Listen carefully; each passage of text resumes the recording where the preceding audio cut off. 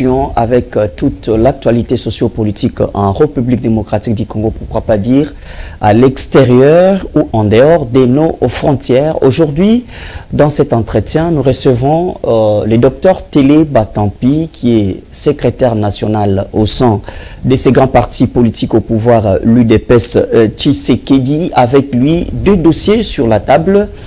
D'abord, la question sécuritaire à l'est de la République démocratique du Congo, alors que l'Angola, qui venait déjà de jeter l'éponge, les yeux tournent autour du Qatar aujourd'hui, après la rencontre entre le chef de l'État Félix Antoine Tshisekedi Tshilombo et son homologue, excusez-moi, Kagame, à Doha. Les questions se posent.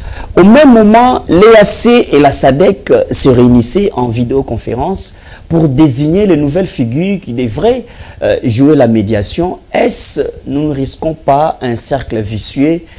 Comment est-ce qu'on peut embrasser tous les processus? Nairobi, Luanda qui est déjà abandonné, et puis actuellement on parle du processus au Qatar. Au même moment plutôt, on nous dit que d'après certaines bouches autorisées politiquement parlant, les Qatar a la même mise sur la politique rwandaise. Les Qatar seraient parmi les alliés les plus proches avec la création ou le soutien de plusieurs entreprises au niveau du Rwanda. Pourquoi, alors que le chef de l'État était présent à Luanda pour répondre à l'invitation qui devait quand même réunir Paul Kagame et le président de la République Félix Antoine Tshisekedi Tshilombo, il y avait un refus, le constat d'un refus de la part de Paul Kagame. Mais là, qui a initié cette rencontre entre Félix Antoine Tshisekedi Tshilombo et Paul Kagame au Qatar? Pourquoi ce privilège? Pourquoi la présence n'a pas tardé comme les autres processus? Ce sont là ces questions. Le deuxième grand dossier, c'est les consultations pour former les gouvernements de l'Union nationale, alors que cela ne fait pas l'unanimité au sein de ces grands regroupements politiques, si on peut l'appeler, la famille de l'Union sacrée du président Félix Antoine Tshisekedi Tshilombo. Est-ce ces consultations peuvent aboutir à quelque chose? Parce que pour la classe de l'opposition, c'est l'Union sacrée qui consulte l'Union sacrée. Au même moment, au sein de cette classe politique, on ne sent pas que tout le monde est sur le même chemin ou bien sur la même corde. Ce sont ces deux dossiers qui seront traités dans ces grands entretiens avec le docteur Télé Batampi, qui est, comme je l'ai dit, le secrétaire national au sein de l'UDPS Tshisekedi. Merci d'avoir répondu présent à notre invitation, docteur Télé Batampi. Merci beaucoup, cher compatriote Jean Miema, pour l'invitation et pour décortiquer les questions importantes qui font l'actualité aujourd'hui. Très bien, merci beaucoup de l'entame. Nous commençons avec les tout premiers dossiers. Processus de Nairobi, de Luanda. Aujourd'hui, Lorenzo a jeté l'éponge. À la surprise de tout le monde, aucune communication officielle. On a vu le chef de l'État qui a rencontré son homologue Paul Kagame à Doha, au Qatar. Est-ce que vous pensez que de tous ces processus, il faudrait compter sur l'un de ces processus qui peut nous donner ou qui peuvent nous donner une solution adéquate? De prime abord, je tiens à remercier le Dieu Tout-Puissant, créateur de l'univers, et surtout de nous avoir créés comme Congolais. Il nous a donné ce pays aussi riche, avec autant de potentiel, les ressources naturelles, et aussi une ressource très importante que les gens semblent minimiser, c'est la ressource humaine. Donc vous et moi et l'ensemble des compatriotes qui croient dans ces grands pays. Je rends un vibrant hommage au président de la République Félix Antoine Tshisekedi pour son attitude et son implication pour trouver des solutions à cette crise sécuritaire qui nous est imposée à travers la guerre par les Rwandais et ses supplétifs M23 et AFC. Un vibrant hommage va également aux voyants FARDC et Wazalendo, les patriotes Wazalendo, ainsi que une pensée de soutien, de compassion et d'encouragement à toutes nos populations de l'Est de la République démocratique du Congo, donc du Nord Kivu et du Sud Kivu, ainsi que plus précisément des territoires et des villes déjà sous occupation. Voilà, vous comprendrez déjà que c'est un tableau peint dans lequel le président de la République, Félix Antoine Tshisekedi, est en train de vraiment de se mettre pour trouver la solution. Si vous voyez le processus de Luanda, Nairobi, et aujourd'hui vous parlez de Qatar ou Doha, je ne sais pas si Doha c'est vraiment un processus qu'on doit mettre dans le paquet comme celui de Nairobi. C'est l'unique procès, bon, on ne peut pas appeler ça processus, mais c'est parmi les rencontres les plus demandées, les plus attendues de tout le monde. On devait voir le président Félix et Kagame face à face, mais on a attendu que cela se fasse en Angola, chose promise mais qui n'a jamais été faite. Et subitement, on a vu au Qatar que tout allait bien. On pense que la solution viendrait de là. Je pense qu'il faut éclairer la population congolaise et puis peut-être le média, vous êtes là-dedans, et rappeler un peu de ce qui est les différents processus.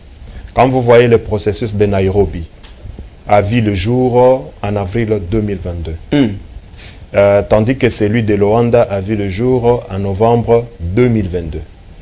Alors, les deux processus, pour celui de Nairobi, c'était la question de pouvoir mettre comment il fallait inventorier tous les groupes armés opérant sur le sol congolais.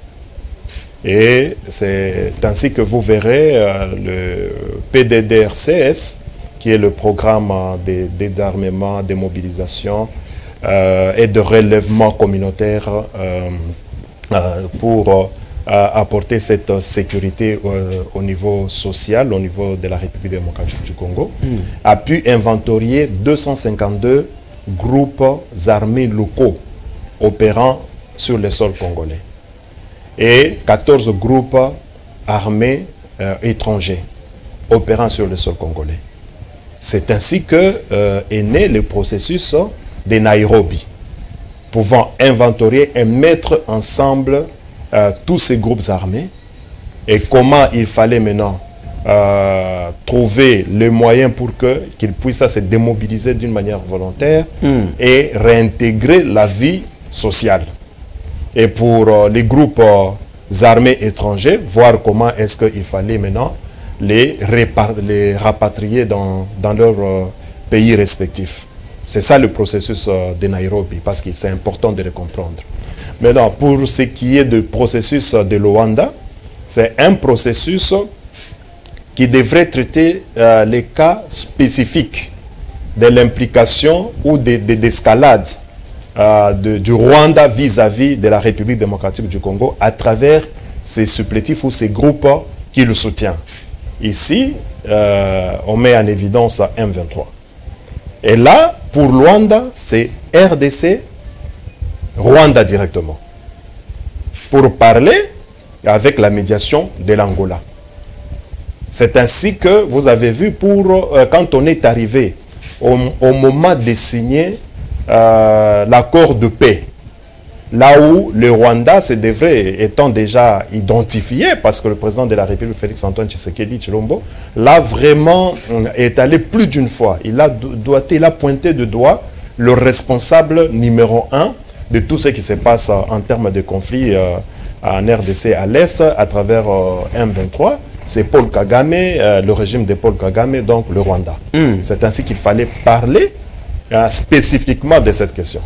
Raison pour laquelle vous avez vu le 15 décembre 2024, lorsqu'il fallait signer, le président de la République, Félix Antoine Tshisekedi, était déjà sur le lieu, alors que Paul Kagame, le président rwandais, a boycotté. C'était juste pour ne pas se sentir maintenant lié pour que la paix, parce qu'il n'a pas besoin de la paix à l'est de la République. Lui, Paul Kagame n'a pas besoin de la paix à l'est de la République démocratique du Congo ou bien dans notre pays parce qu'il en tire autant de dividendes. Maintenant, quand vous voyez pour ce qui est de Nairobi, Nairobi, c'est un traitement des questions de groupes armés. Hein, tous les groupes armés. Et l'implication des différents groupes étrangers. Et là, il y a une nuance ou bien une différence nette avec le Rwanda. Vous comprenez un peu? Maintenant, lorsque Kagame, le 15 décembre 2024, il a refusé de descendre à Luanda pour la signature, alors que le président de la République, Félix Tshisekedi, était déjà là, le processus, le déclenchement, bien l'accélération, bien l'ampleur de la guerre a pris sa vitesse. Et jusqu'à ce que vous avez vu au mois de janvier, le 26, les atrocités des guerres, février, et aujourd'hui avec les chutes ou l'occupation des deux grandes villes de l'espace Est, je cite ici Goma et Bukavu. Donc vous comprendrez déjà que Paul Kagame, ensemble avec son régime rwandais, il ne veut pas à ce qui est de la paix, il veut de cette guerre. Maintenant, comment est-ce qu'on peut comprendre que Doha est intervenu dans cette question?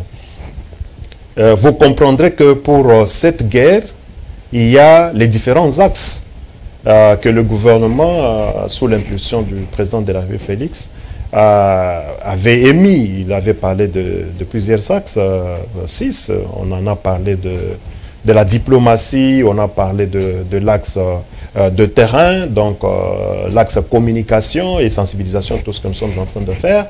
Mais il faut tenir compte aussi de l'axe économique.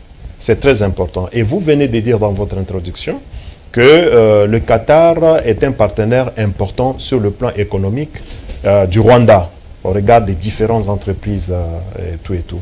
Et vous savez, aujourd'hui, le monde est en train de se battre pour les ressources stratégiques. Donc, les ressources stratégiques sur le plan pour les développements, que ce soit technologique, les développements numériques, les développements de tout un pays.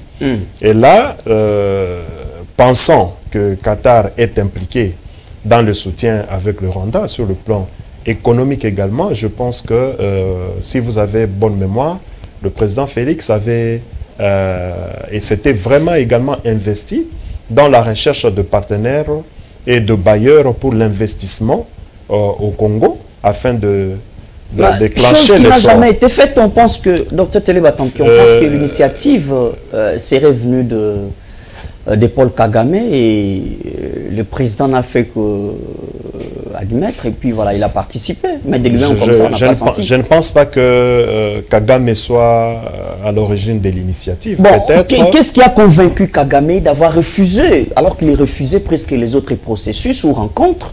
Mais seul des Doha, il est parti. Mais vous venez de le dire.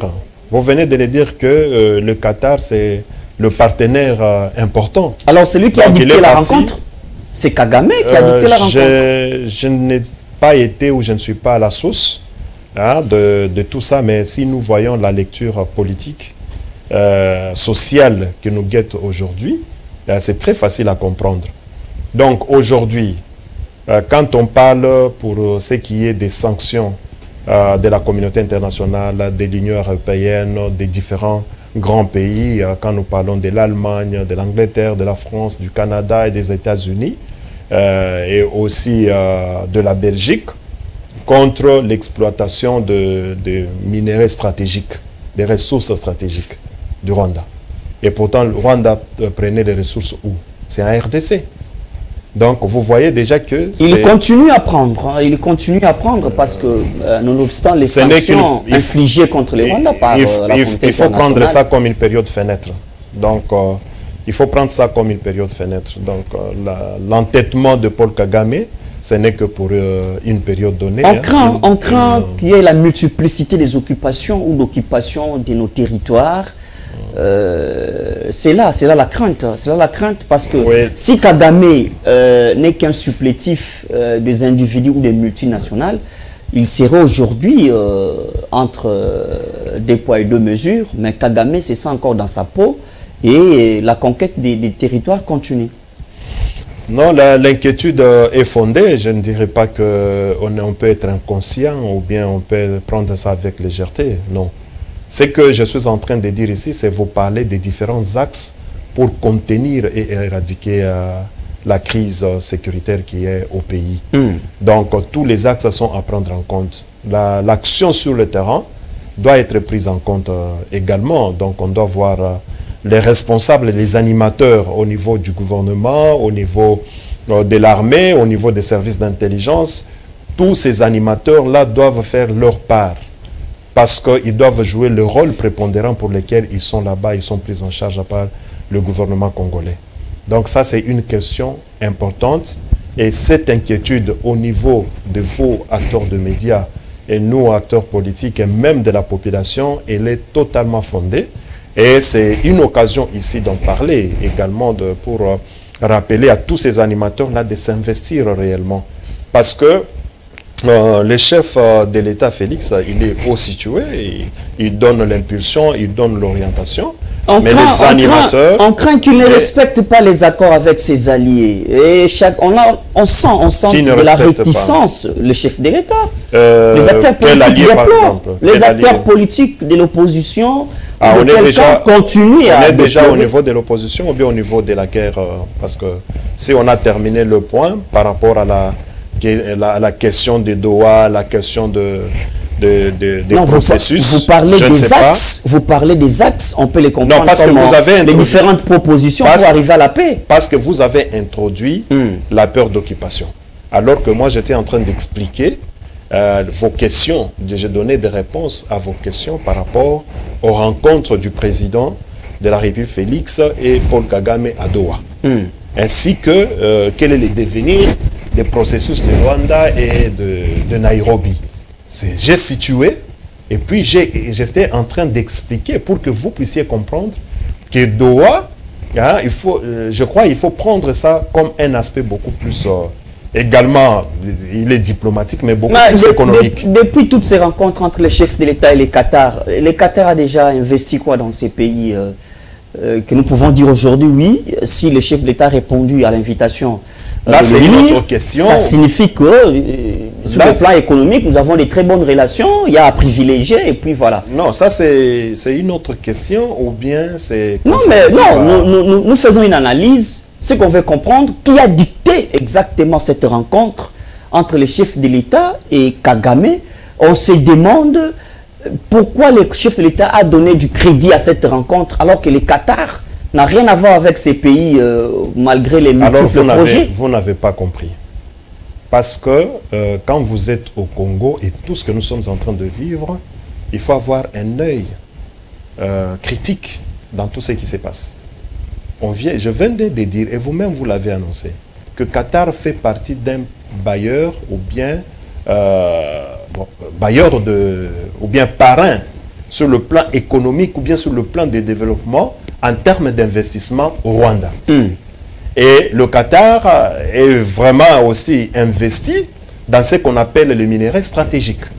Or, le minerai stratégique ne se trouve pas au Rwanda. Vous comprenez? Alors, étant donné que ça se trouve ici chez nous au Congo, en RDC, et que les sanctions sont sorties au niveau international, c'est-à-dire même l'investissement de Qatar est touché. Vous comprenez un peu? Ce qui veut dire que Qatar aura difficile à prendre en compte les minéraux stratégiques que Rwanda peut lui présenter. Alors vous voyez, ça c'est une lecture simple qu'il faut voir, qu'à ce niveau-là, pourquoi tous ces jours ici... Donc le Qatar aussi peut être appelé reseller, comme tant d'autres nations. Vous l'avez dit. Non, je pose la question. Donc vous l'avez dit. C'est pour dire tout simplement. C'est-à-dire, vous avez compris. Depuis que le chef de l'État, Félix Antoine Tshisekedi, a contacté Qatar, a contacté plusieurs investisseurs, en l'occurrence ceux qui sont dans la technologie. Qui est-ce qu'il n'a pas contacté? Il a contacté presque tous. Mais quelle a été leur attitude? C'est pour cela qu'il faut comprendre que la dimension de la guerre à l'est de la République, elle est plus globale. Parce que le président, quand il a fait la ronde dans sa diplomatie, allait voir les investisseurs. C'était pour les inviter, venez investir au Congo pour un gain partagé. Et non pas, par exemple, on sème la terreur, on pille les minéraux et puis on vous les vend, vous aussi vous les prenez. Alors il voulait bien sûr le moins cher ou bien à vil prix ou bien même pas a pris au regard de bénéfices qu'ils engendraient. Et là, le travail a été fait en amont depuis l'accession de Félix Tshisekedi au pouvoir. Il n'a fait que ça. Maintenant, aujourd'hui, compte tenu des atrocités sur le terrain, et le monde entier est maintenant au courant que tout ceci, c'est Paul Kagame, le président rwandais, qui a entretenu ce trouble avec sa contribution au niveau de terrain en termes de guerre, des pillages, de massacres des humains, et atteinte aux droits de l'homme et aux crimes de guerre. Donc tout ça, c'est maintenant aujourd'hui le monde a compris. Maintenant, toi, aujourd'hui, tu es en train de collaborer avec celui que le monde a vu comme un criminel de haut rang. A vu comme on l'a même surnommé Hitler africain. Et nous connaissons dans l'histoire du monde que représente Hitler ou bien que représentait Hitler. Donc vous comprenez, à ces moments-là, je peux comprendre l'indignation ou bien la prudence des Qatar ou bien de Doha pour dire que non, à ces moments ici, il faut que nous tirions des choses au clair. C'est ainsi que vous voyez. Probablement, si vous voyez très bien, les supplétifs rwandais, la M23 et AFC, ils sont aussi appelés là-bas, ils sont partis. Donc ils vont répondre probablement à leur maître économique. Donc, il faut voir la question de Doha. Là, vous parlez du Qatar, le maître économique du Rwanda. Une action sur l'axe économique.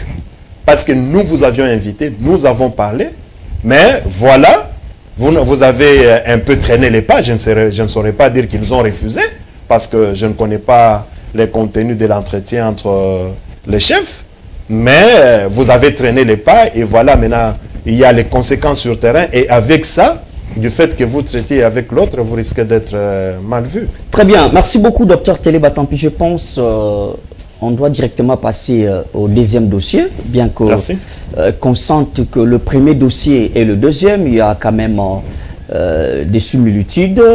On doit essayer de relier la matière pour aller à l'objectif. Il y a un problème à l'Est. Il y a toute... qu'est-ce que je peux dire? Toute cette diplomatie que le chef de l'État a mise en place comme une machine. Aujourd'hui, c'est tout le monde qui acclame les sanctions infligées contre les Rwandais. Mais apparemment, on n'arrive pas à une solution adéquate.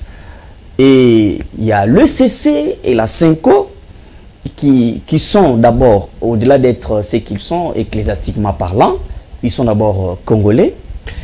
Est-ce que vous pensez qu'à un certain moment donné, il faut réunir tous les Congolais sur la table? Parce que la question ici, si la division règne entre les Congolais, le reste des choses, on ne pense pas qu'un blanc ou un étranger viendra ici nous donner des leçons, alors que nous, au sein de la classe politique, on est divisé. Est-ce que la négligence de ces projets de la CENCO, l'ECC, n'est pas peut-être un acte d'échappatoire pour les camps du pouvoir?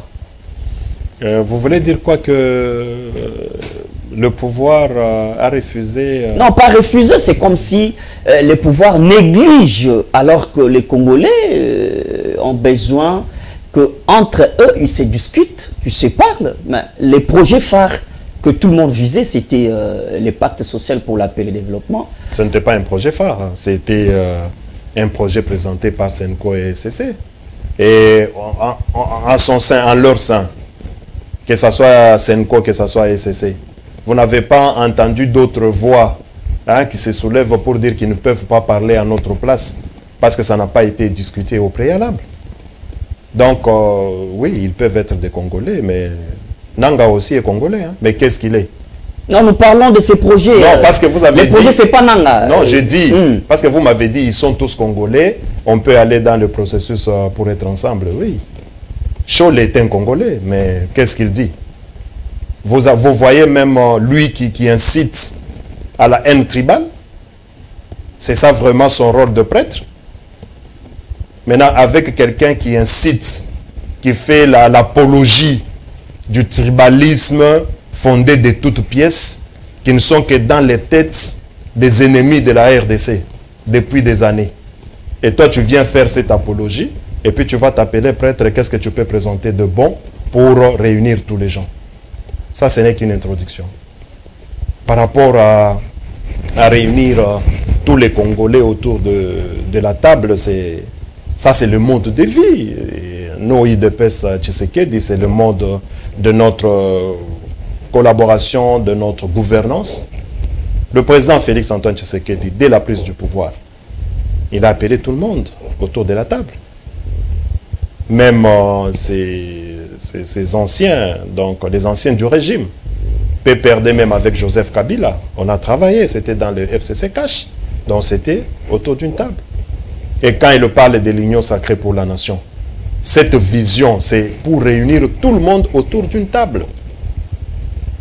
Donc aujourd'hui encore, là où il est en bonne position pour exécuter sa propre confiance que le peuple congolais lui a donnée à plus de 70%. Mais il dit, venez tous ensemble, partageons. Voyons, travaillons ensemble pour l'intérêt de la République démocratique du Congo. Mais qu'est-ce qu'on observe? Donc, être autour d'une table, ce n'est pas Senko ou bien SSC qui doivent présenter ça. Parce que ce qu'ils présentent, eux, je viens de vous expliquer ici. Ils ont reçu la bénédiction du chef de l'État. Ils ne les font pas par hasard. Vous aviez suivi, non. Vous aviez suivi le président de la République lorsqu'il avait réuni l'Union sacrée, là où il a parlé même, il a félicité certains d'entre ses collaborateurs, en l'occurrence son Excellence le VPM Jean-Pierre Mbemba, ainsi que... Transformé au ministre de la Défense. Non, non, pas transformé. Il a abandonné les ministères de sport. Beaucoup de respect à Jean-Pierre Mbemba. Des transports plutôt. Beaucoup de respect à Jean-Pierre Mbemba parce que il a montré le seul dans l'ancienne configuration de quoi? Du présidium. Hein, comme membre qui a vraiment... qui a partagé la vision, l'appartenance en acceptant l'autorité totale de Félix-Antoine Tshisekedi et être ensemble avec lui pour mobiliser la population congolaise pour faire face à cette guerre imposée. Donc, respect à lui.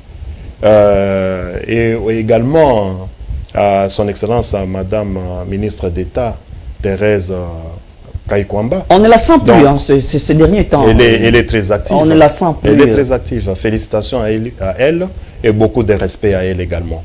Donc, pendant qu'il les avait réunis, le président de la République a dit, bon, Senko, je les attends pour que je les écoute et que je leur parle parce que je leur réserve la primaire.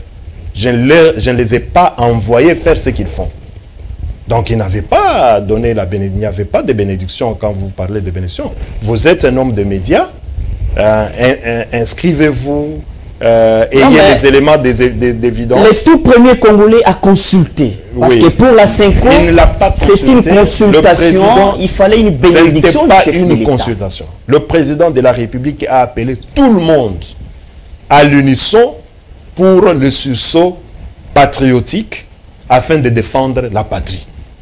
Quand on dit la défense de la patrie est sacrée.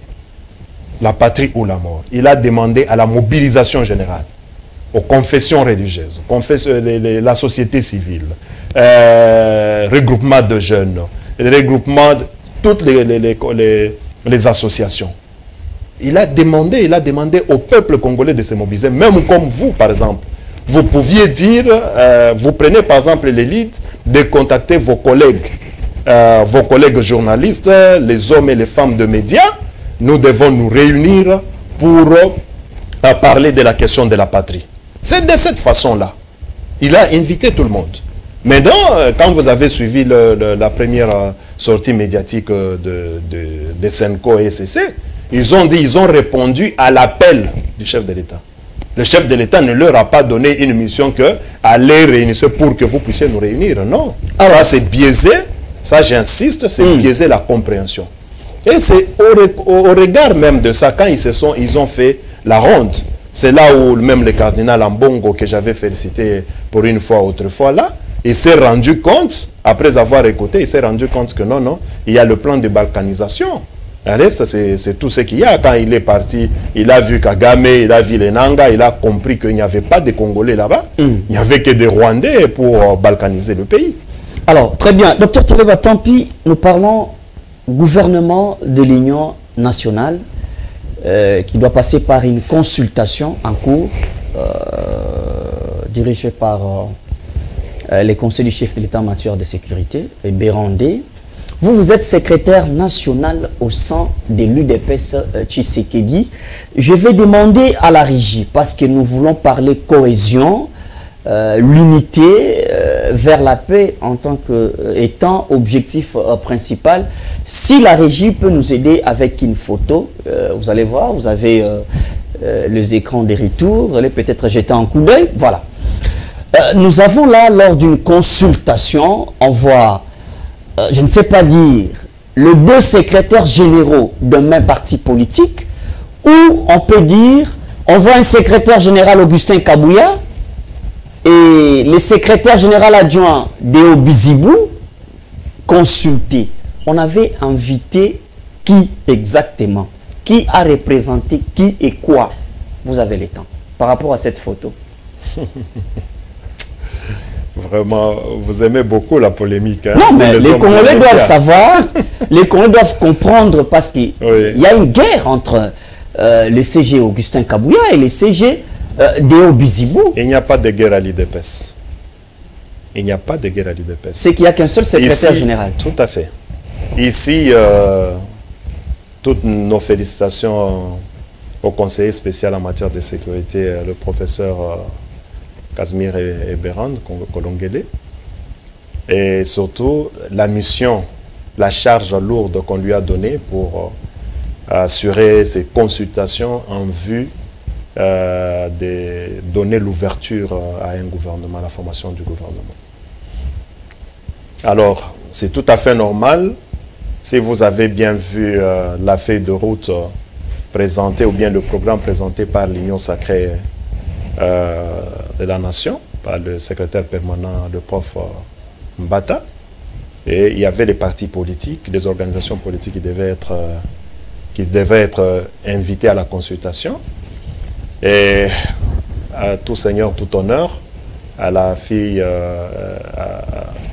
au regroupement politique ou bien au parti politique UDPS Tshisekedi comme la force politique en présence. C'est ainsi qu'on a invité l'UDPS Tshisekedi. Et c'est l'UDPS Tshisekedi qui était là-bas. Représenté par... Le secrétaire général qui assume l'intérim, c'est Déo Bizibou. Il ne faut pas toujours chercher des petits... on dit quoi? L'époux sur la tête de chauve. Hein? Juste en voyant la photo et consort. Il faut comprendre, certes, il y a des problèmes au sein de l'UDPS, hein, dont la résolution, c'est pour d'ici peu. Et il est vrai que ça a pris du temps, parce qu'on en a beaucoup parlé. Et dans ces difficultés, ou bien dans ces problèmes, dans ces secousses au sein de l'UDPS Tshisekedi, comme vous le savez, l'honorable Augustin Kabouya avait déjà été démis de ses fonctions de secrétaire général, parce que je ne sais pas pourquoi vous voulez toujours y revenir, même s'il y a non, mais dans cette photo-là, il représente même quel poste je suis en train de vous expliquer. Je suis en train de vous expliquer qu'il a été démis de ses fonctions de secrétaire général. Maintenant, on ne lui a pas enlevé la qualité de membre du parti. Et par rapport à la qualité du membre du parti, il bénéficie d'un passif très récent qui lui a donné une notoriété politique publique. Alors c'est important que quelqu'un de pareil puisse être parmi vous. Donc c'est de cette manière-là. Si vous avez vu Déo prendre un peu l'extrême droite de la prise de cette chaise, c'est par élégance.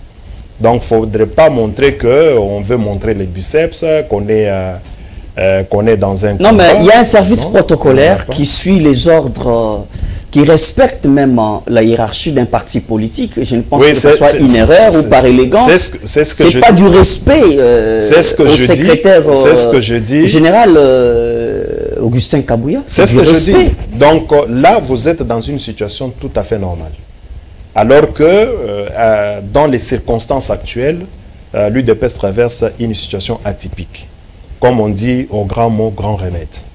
C'est-à-dire en même temps, pendant que nous sommes ici, ce n'était pas une question du parti. Hein, c'était une question de consultation. Et au regard des consultations, le parti devrait être présent. Ce n'est pas pour rien, on n'a pas invité qui représente l'UDPS, on a appelé l'UDPS et l'UDPS s'est présenté là-bas et à l'exécutif national, accompagné des autres membres du parti, tels que le président fédéral, le président des ligues, le président des ligues de femmes, les honorables, les sénateurs, ils étaient là. Et les personnalités au sein du parti, ils étaient là également. Donc c'est comme ça qu'il faut comprendre la chose. Okay. Alors, il ne fallait pas que, parce qu'on a de qui ne veut pas X, qui veut Y, mais nous tous, nous sommes membres de la même famille. Augustin Kabouya, l'honorable, n'a pas été éjecté du parti pour dire qu'il n'avait pas sa place là-bas. Non, il avait sa place. Il est souhaitable de comprendre comme ça. Pendant qu'il y a la situation atypique, il faut prendre de la hauteur et pour montrer que nous sommes là, nous sommes un parti qui vit dans la dynamique. L'UDPS, elle vit dans la dynamique.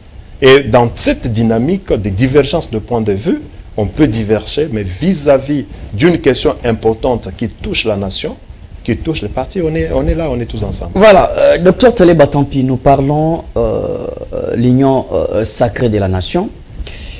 Au fait, sur l'ordre hiérarchique, comment se structure l'union sacrée? Nous avons l'autorité, la haute autorité des références. Je vous ai la partie de l'autorité des références, ou la haute autorité qui est le chef de l'État. Et en deuxième position, nous avons... Bon, vous savez, cette question de deuxième position, c'est par rapport à quoi? Est-ce que c'est le président... Non, mais la structure de l'union sacrée se présente de quelle manière? C'est ce que je pose, que je cherche un peu à vous expliquer par rapport à la structure. Je pense qu'il faut regarder un peu la charte qui doit être, comment est-ce qu'on peut dire, actualisée. Donc, parce que vous aviez un présidium qui n'avait que 6 membres. Maintenant, aujourd'hui, on est au-delà des 6 membres. Donc, il faut une actualisation également de la charte et dégager l'organigramme également. Là, c'est la liste de présidium, ou bien de membres, ou bien de regroupements représentant le présidium. Hein, vous voyez, je vois, il y a les autres qui parlent que non, ils ne sont pas considérés dans ça et consorts, mais je pense que tout le monde a sa partition. Parce que je crois que le prof Mbata pourra présenter une actualisation de l'architecture ou de l'organigramme. De l'organigramme. Docteur, quand je vous pose cette question, c'est en conséquence des causes, c'est pas une question des passages. Ouais. Aujourd'hui, on sent des polémiques. C'est Mbata qui est attaqué, il est secrétaire permanent de l'Union sacrée. Ouais. Il est attaqué, c'est comme si c'est lui qui dirige, c'est comme si après le chef de l'État c'est Mbata. On craint que le chef de l'État revienne à tout ce qu'il a commis quand il y avait les FCC cash ou bien avec les FCC.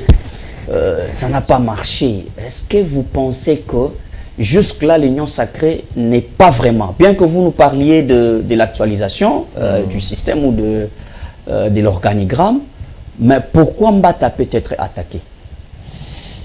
Bon, vous savez, le comportement du politique congolais, il faut le comprendre. Parce que ce qui est également étonnant, vous vous plaignez que c'est pléthorique. Voir un présidium 40, 41, 42, 40 combien, vous vous plaignez que c'est pléthorique. En même temps, vous-même, vous vous plaignez que vous n'êtes pas dedans. Donc, on veut une chose et son contraire à la fois. Mais ce qui est important, c'est voir comment est-ce que la dynamique ou bien la machine de la nouvelle équipe ou bien la nouvelle organisation qui sera montée et présentée va fonctionner. Ce qui est important, que les gens soient tout autour. Parce que, je viens de dire ici, vous vous plaignez que c'est pléthorique, mais en même temps, vous plaignez que vous n'y êtes pas. Les autres qui se disent peut-être amoindris, alors qu'ils étaient à un petit nombre. Là, vous attaquez, vous parlez de membres du présidium. Moi, je n'attaque personne, je vous explique. Vous parlez du membre du présidium.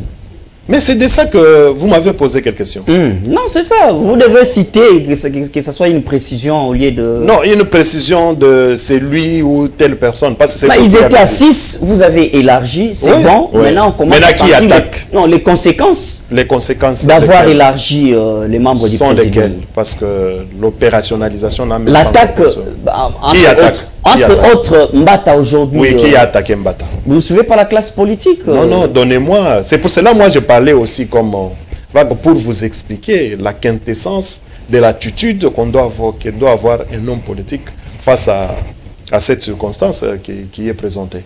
Maintenant, si vous me parlez, citez-moi tel, comme ça, je peux me réclamer. Non, mais on peut sentir. Hein. On sent que, comme s'il y a un camp qui ne veut pas de la présence. C'est quel camp? Non, vous êtes politique. Vous connaissez comment est-ce que ça se passe. Mais c'est pour cela. Ne poussez pas à citer que tel a dit ça. Non, vous êtes dans la politique. Depuis que Mbata est comme secrétaire permanent de l'Union Sacrée, n'est-ce pas qu'il y a des voix qui s'élèvent de part et d'autre il se considère comme le roi de l'Union Sacrée. Non, raison pour laquelle j'étais en train d'expliquer.